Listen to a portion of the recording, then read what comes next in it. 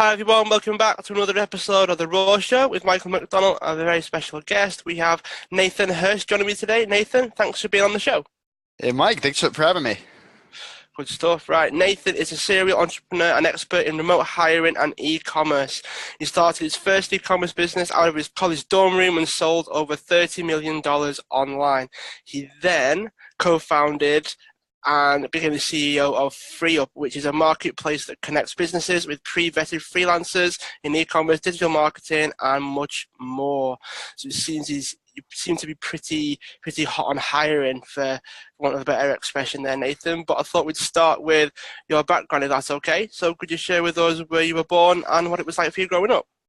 Yeah, so I grew up in Longmeadow, Massachusetts, Western Mass, and my parents were both teachers. So I always grew up with the mentality that I was going to get good grades in high school, get into a college, maybe have an internship, get good grades, graduate, work for 40 years, and retire. And I, I kind of grew up with that mentality.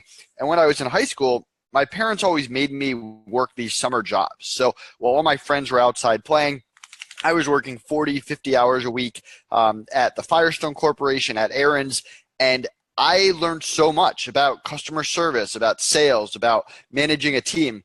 But I also hated every second of it, not just because I was inside while everyone else was out having fun, but because I realized that I just didn't like working for other people. I wasn't motivated. I was watching the clock.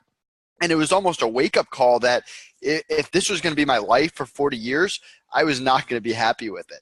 So when I got into college, I really looked at it as a ticking clock. And I went to college at Quinnipiac University in Connecticut. And I looked at it as a ticking clock because I said, I have 4 years to create a business and to work for myself. And if I don't figure this out by 4 years, I was going to have to graduate and get that job. So I started hustling when I got to college. I opened up a textbook business to compete against a school bookstore. We all know that the bookstore rips people off. And I created a little referral program. And before I knew it, I had lines out the door of people trying to sell me their books. And I was using all this money that I'd made during the summers to buy people's books, hold on to it, and then sell them at the beginning of the next semester.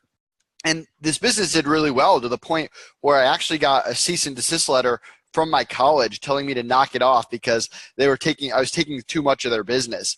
So that was my first glimpse into being an entrepreneur. Yeah. And from there, I learned a little bit about Amazon. This was 2008, so no one really knew what Amazon was going to become. It was more of a bookstore just getting into other products. And I thought it was so cool that I could run this online store that would be available 24/7 and use my customer support experience to make sure customers were happy and everything that went with it. I just had to figure out what to sell because I knew I wasn't going to sell books forever. They were heavy. I didn't have a warehouse to store all these things, so it wasn't very scalable. So I started experimenting with drop shipping.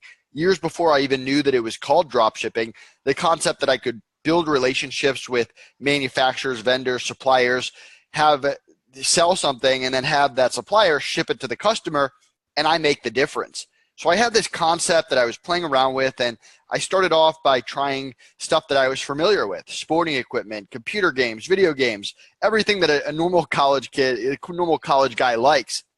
And I just failed over and over and over. The only thing that I could get to sell were these books. And it wasn't until I branched out of my comfort zone and experimented with the baby category that I started having success. So Okay.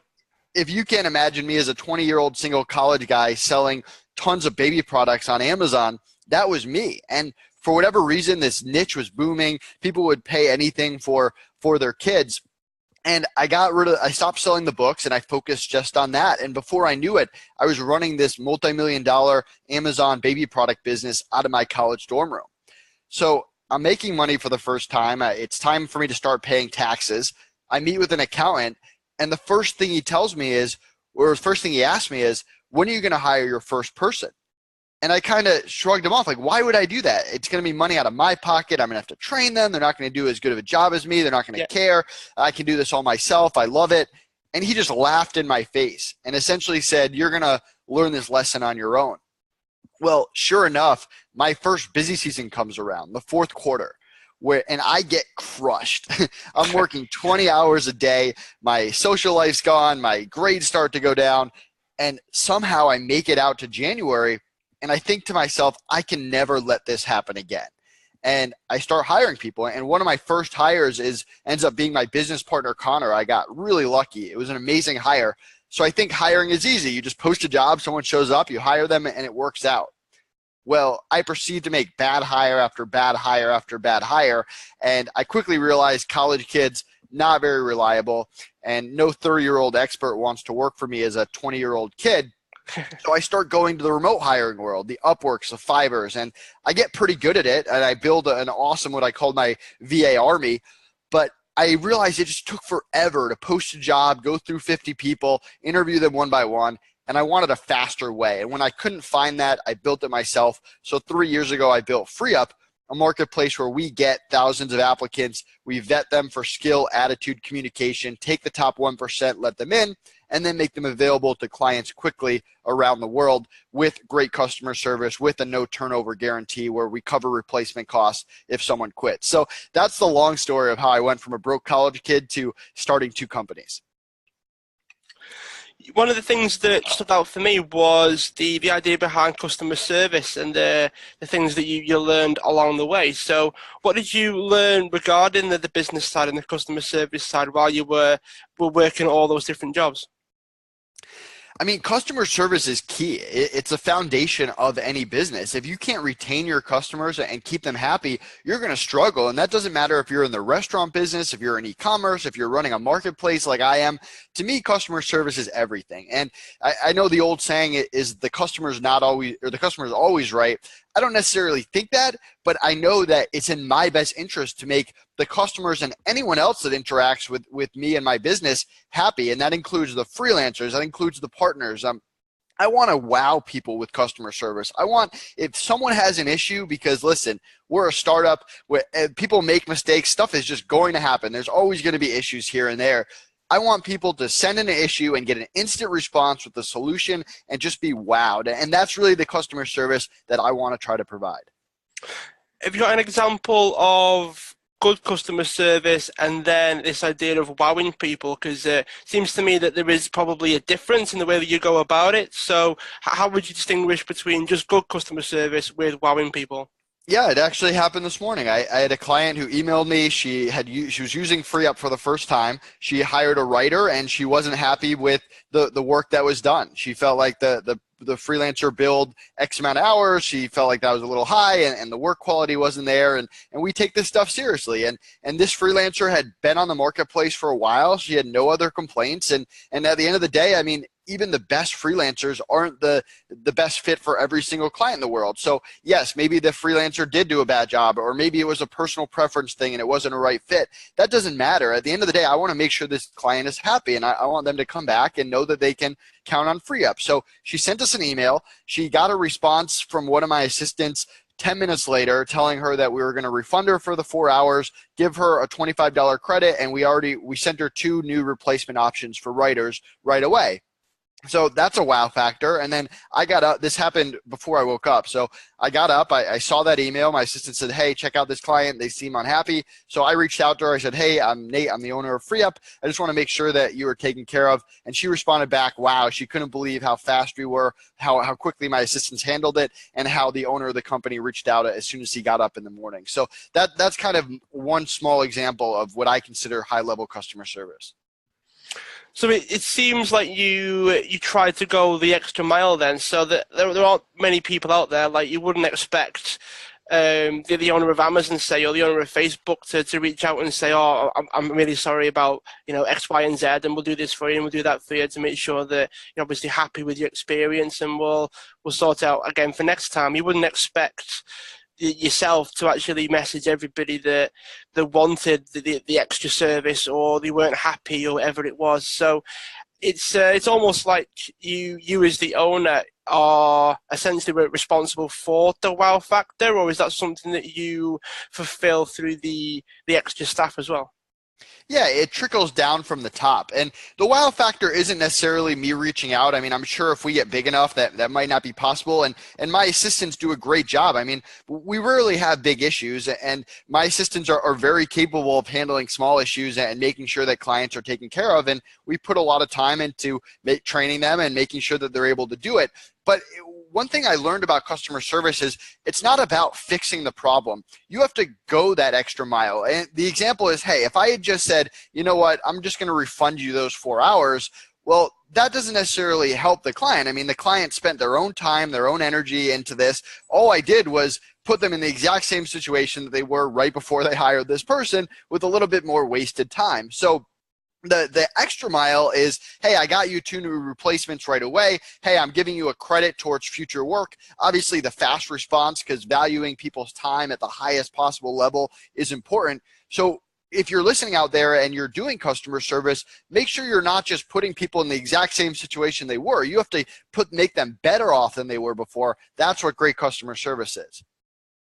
I quite like that. I quite like the idea of trying to improve the situation that they're in and try and maybe like improve their like initial starting point. Because if they're unhappy, I would imagine that they're in a worse place than obviously before they started. So you'd have to sort of acknowledge that and say, right, well, not only can we make them back to where they started, but let's see how we can actually improve their situation. And I guess just by doing that alone, they're the more likely to stick around and maybe use you again, right? Exactly. And I'll tell people, I'll say, you know what, obviously I want you to keep using FreeUp, but what my number one priority is I want to know that you're happy with this particular situation, that you feel that it's resolved and that you're made whole again and then some. And if I can get people to that point, then yes, hopefully they come back. But I don't want people to think that, hey, I'm just doing this so that you keep using FreeUp. I want to make sure every individual situation is handled to the best possible ability.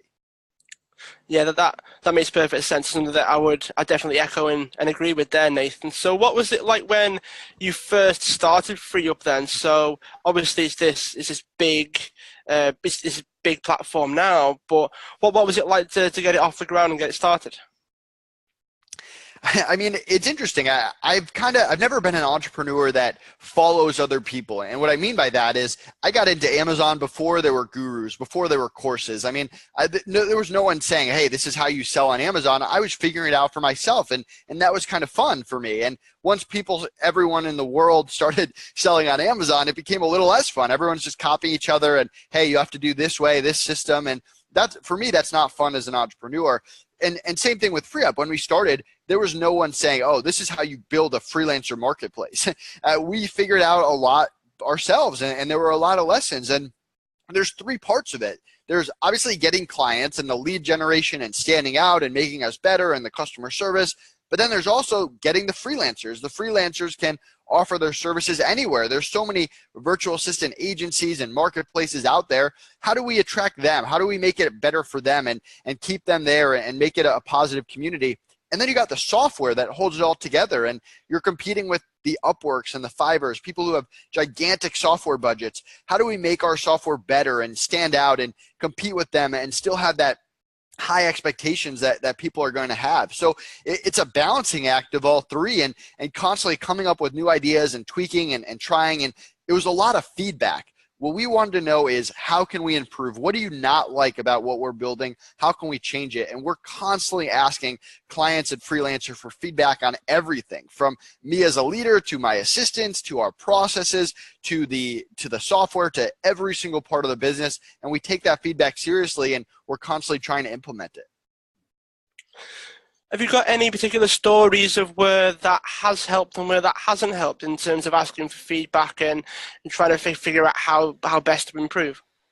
Yeah, so we noticed that, or as we built software and we added more and more features, we felt like clients were getting a little bit lost in it. I mean, we needed to add more features because we wanted clients to have more options, but then you also have a group of clients who are either used to the old features or they're trying us for the first time, and they kind of have a different range of how tech savvy they are. Some people are some people aren't, and we wanted to figure out how do we improve this.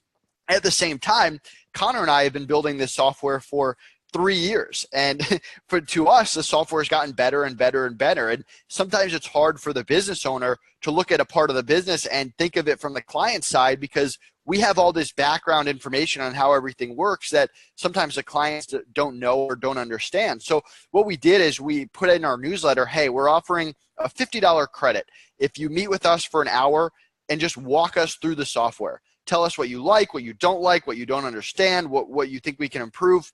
And we did this, and I think we did it with 5 to 10 different clients, and we gave them a $50 credit. We met with them. We took a ton of notes, and then Connor and I sat down and we said, okay, how can we change all this stuff? And nothing was huge, but it was a lot of small things that were confusing and making things difficult.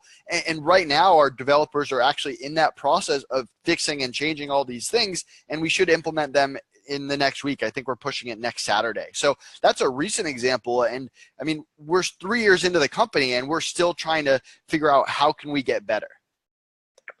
I quite like the commitment to improving there. It's pretty good. There aren't many people that I guess are that committed to it as well. I mean, it seems like once you get good at something, you get okay at something, then there are a lot of people out there that might feel like, well, this is it now, I'll just sort of stay as I am. But you seem to be quite committed to improving, which is pretty good to know. Have you got any, I don't want to say horror stories, but have you got any like moments when you've tried to go down that road in terms of asking for feedback and it's just not quite worked out the way you wanted it to?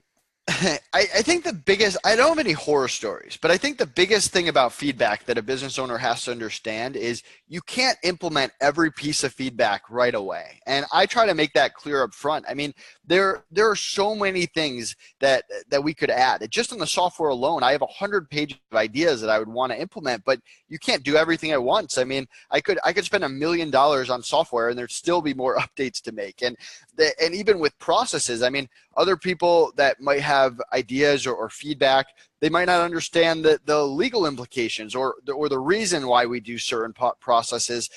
Maybe we did something the old way and it didn't work, and that's why we do it the new way, and someone is suggesting we go back to the old way. So it's a balancing act. You want people to feel like you're listening to their feedback, which you are, but at the same time, you have to have them understand, hey, there are certain things that we do for a reason that we just can't change. And then there's certain things that, hey, that's a good idea, but it's not realistic for us to do that this week, this month, sometimes even this year, depending on how big or small that project is or where it fits in terms of priority with the other projects we already have. Yeah, cool. So it seems like you're still trying to adjust that process and still always trying to improve, which again, it's something that I have seen before. There are loads of people that have been on the show that are still committed to that, and even the likes of Facebook is trying to improve all the time and change and all the different features and everything. I'd imagine they've had to go through an element of a feedback process to learn what works, learn what doesn't work, and figure out the rest. You know, sometimes you can only get so far with feedback. I would imagine there's always a certain element of it that's you still got to figure out by yourself. Absolutely. And I try to tell people, even my assistants, I say, hey, these are the processes. I'm going to teach them to you so you understand it, but they're not the processes because Nate says so. It's a process because this is what we've come up with so far. I want you to learn them. I want you to master them. And then I want you to help me make them better. It's an ever improving situation where we're trying to make our processes better. Yeah, for sure. It seems something that's getting more and more common now. It's almost like the faster the world moves, the faster we've got to move with it, which is it's nice in some ways, but then in some ways it's a constant endeavor to always try and shift with the way the world's going. So I thought we'd shift towards what FreeUp does now and this idea of hiring and all those sorts of things. So what could you tell us about FreeUp's process in terms of how you try and get the right people to the right people? Yeah, so we spend a lot of time vetting people. I mean, we get thousands of applicants every week. We take 1 out of every 100 applicants we get and let them on the platform. And we vet them for skill, attitude, and communication.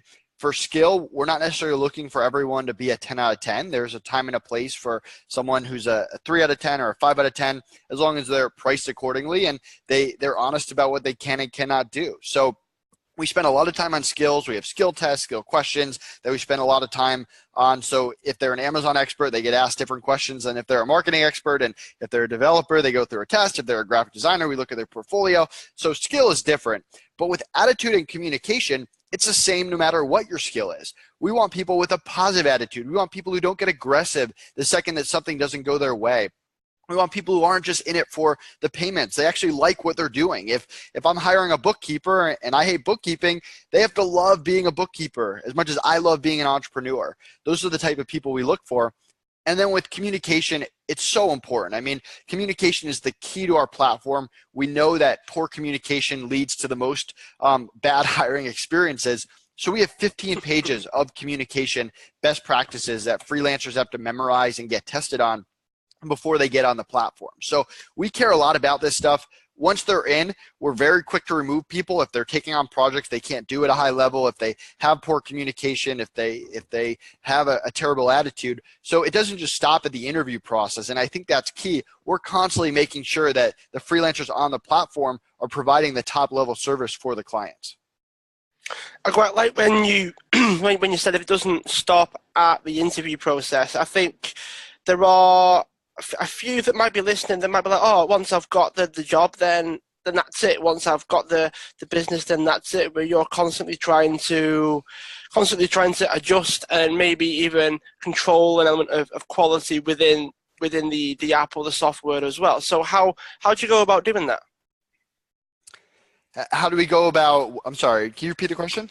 Yeah, so it was more about like how do you go about trying to make sure that they still hit the certain requirements once they've joined FreeUp?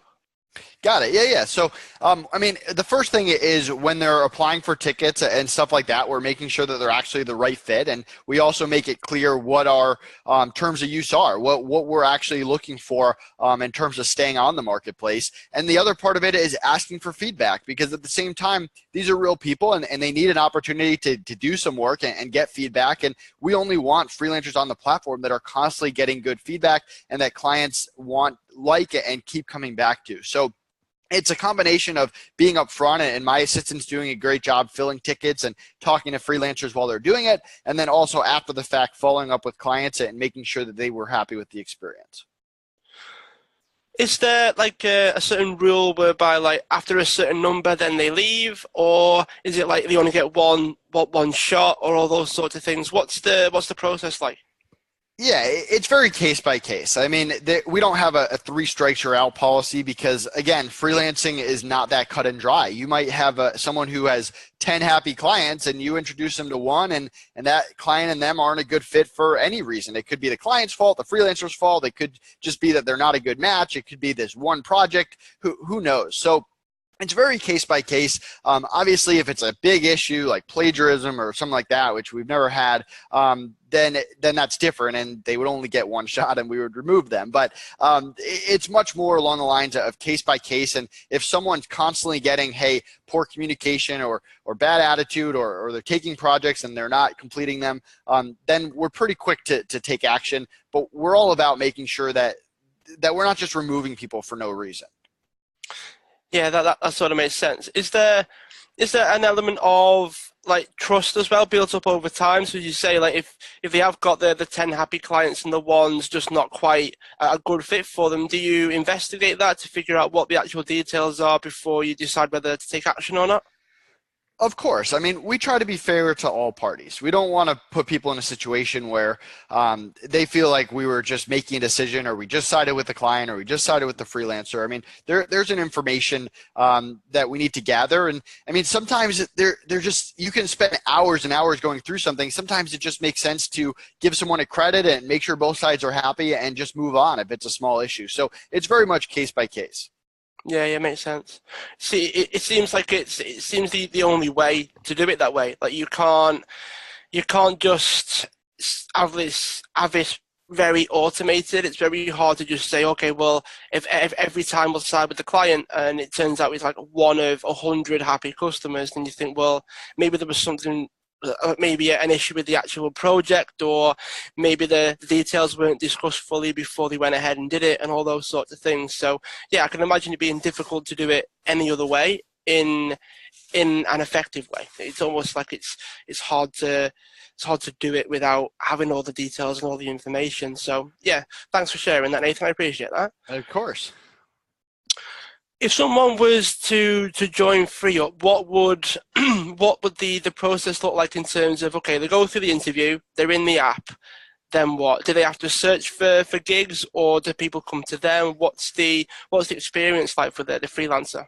Yeah, so clients submit a request and it goes to our project board, which our freelancers get access to. And then on the back end, we also have Skype group chats with all the graphic designers, all the writers, all the Amazon experts, and we post jobs there as well. So it's really up to the freelancer if they prefer Skype, if they prefer the project board. We'll reach out to people as well if we have open tickets and think that someone's a fit. So it's very proactive. There's no browsing from the client side. There's no competing with 100 people from the freelancer side. So we found that it's a process that both parties appreciate.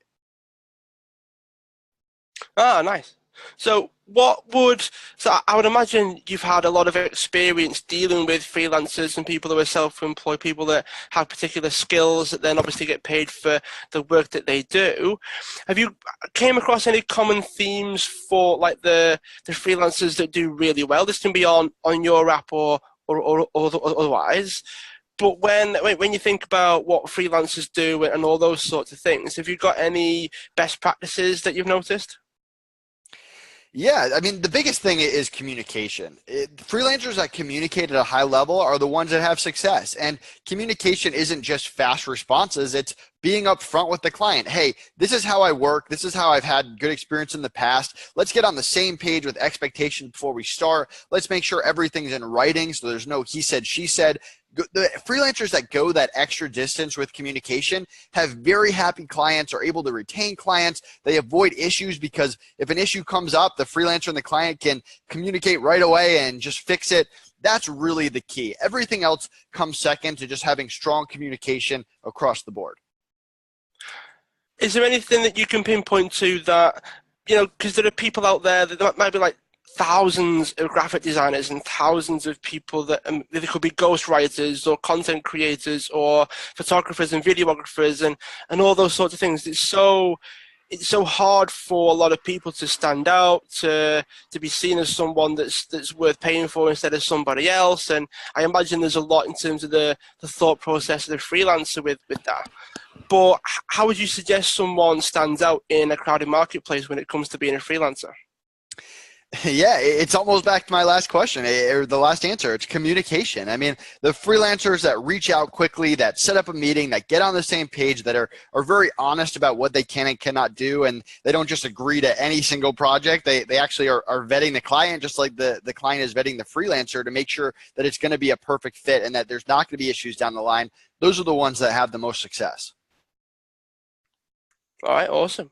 Is there anyone that's joined FreeUp that has still struggled with that? I mean, I don't know if you only have like one of every, skill out there, or you've got several, or whatever the case is. But if it is a marketplace, I would imagine there's still an element of competition or an element of, trying to stand out somewhat, so people do actually feel like they can be hired or they're being hired by the right people. So how would you suggest someone stands out in a marketplace like that where it's still vetted, it's still, reasonably well controlled, but there could be still people that are still struggling. So what advice would you have for those people?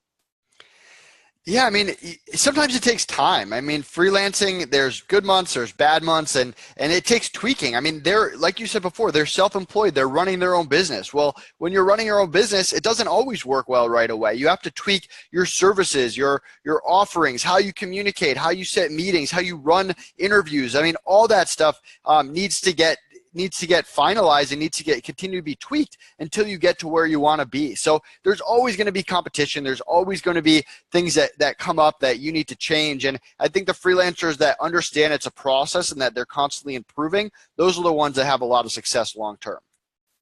That seems to be one of the running themes recently, is particularly with today's conversation, is all about always trying to improve, always having that never-ending improvement in mind. It seems to be something that runs throughout a lot of the things that you do, Nathan, which is, I guess, it's a very powerful thing to distill in others as well. Like you sort of, it's almost like you lead others to do that, because you start off doing it yourself and then you encourage a lot of other people to do it the same. So yeah, that's something I just want to, if anything, just just acknowledge you for that and just say that, it's something that I always try to preach as well, but it's nice to see someone actually doing it as well. So yeah, I appreciate you doing that. Yeah, of course. So before we get to the last couple of questions, I thought I'd give you the chance to share what FreeUp is and give people a chance to join if they want to. So this is your chance to share a bit about how people can follow you and join FreeUp if they want to. Yeah, so if you go to freeup.com with 3 E's, you can create a free client account. If you mention this podcast, you get a $25 credit to try us out. You can also book a free meeting with me. Right at the top is my calendar. I'd love to talk to you about your business and how I can help. FreeUp, like I said, we get thousands of applicants every week, freelancers from around the world. We take the top 1% based on skill, attitude, communication, let them in, and then make them available to you quickly. There's no browsing. There's no going through 50 people. You put in a request. We introduce you to someone that's pre-vetted. You can meet with them, make sure you like them. If you like them, click hire. If you don't, click pass and provide us feedback, and we'll introduce you to someone pretty quick, replacement based on that feedback. On the back end, we have 24/7 support, Skype, email, live chat. I'm pretty easy to contact. And then lastly, we have a no turnover guarantee. If freelancers quit for any reason, we cover replacement costs and get you a new person right away. So that's really what we're all about, the pre-vetting, the speed, the customer service, and the protection. Sounds good to me, Nathan. Right, we've got last couple of questions for you. And if there's someone that is interested in the e-commerce space or the freelance space, do you have any resources? These could be books or apps or softwares or websites that you would pinpoint people to. Yeah, check out the FreeUp blog and the FreeUp YouTube channel. We post so much great content about hiring, about freelancing, about using a remote team, about startups and bootstrapping and everything that goes with this. So definitely check out our content. We spend a lot of time trying to educate people because, we can provide you a pre-vetted freelancer, but if you don't know what to do after the fact, that's not going to do you much good. So definitely check out the FreeUp blog and the FreeUp YouTube channel. All right, sounds good. Okay, last question for you, Nathan, and I ask all my guests this. So we've had questions from silly to serious and everything in between. So we can open the door wide open on this one, all right? And the last question is, what would you like the world to know about you that it doesn't already know? About that I don't already know. I'm a big foodie. My girlfriend and I, we travel around the world, around the US, and we just love trying different local non-chain food places. And it's something that we really enjoy. It's something that with FreeUp and the flexibility and the entire being remote, it's allowed us to do. And yeah, that's something interesting about me. All right, Nathan, thanks for being a guest on the show. I appreciate you taking the time. For those that are new to the show, make sure you subscribe. Make sure you keep up to date with everything and all the guests that we have on the show. Nathan, thanks for being a part of the Raw Show. I appreciate it, and I'm sure we'll keep in touch. Yeah, thanks so much for having me.